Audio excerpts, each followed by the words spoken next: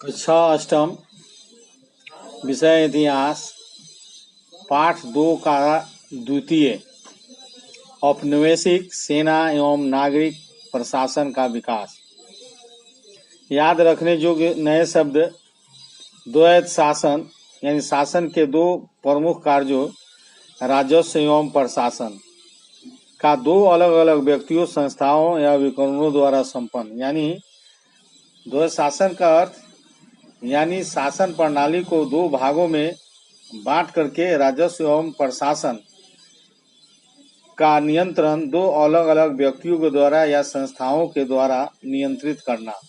Charter अधिनियम east India company की स्थापना महारानी विक्टोरिया के द्वारा दिसंबर 1600 में दिए गए एक चार्टर के माध्यम से की गई।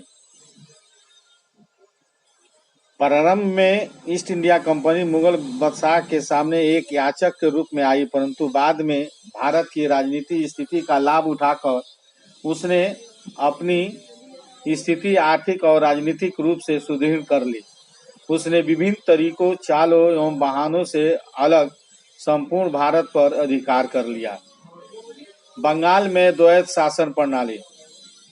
पलासी के युद्ध के बाद क्लाइव ने बंगाल में द्वैत शासन प्रणाली आरंभ की। इस व्यवस्था में कंपनी द्वारा नियुक्त नायब दीवान कंपनी की ओर से राजस्व दीवानी वसूली का काम करता था। नवाब की ओर से प्रशासन निजामत की देखभाल करता था।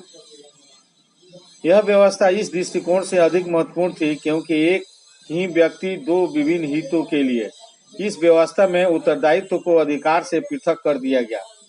यद्यपि जनता के कल्याण की देखभाल का उत्तरदायित्व नवाब का था, परंतु वास्तविक शक्ति एवं सत्ता कंपनी के हाथों में थी। यदि प्रशासन में कोई कमी या कमजोरी दिखाई देती तो उसका सारा श्रेय नवाब के ऊपर मारा जा सकता था, जबकि सारे लाभों का आनंद कंपनी उठाती थी। कंपनी राजस्व वसूली का काम करती थी, जिसमें से प्रशासन के ऊपर बहुत थोड़ा सा खर्च करती थी, बाकी धन इंग्लैंड को भेज देती थी।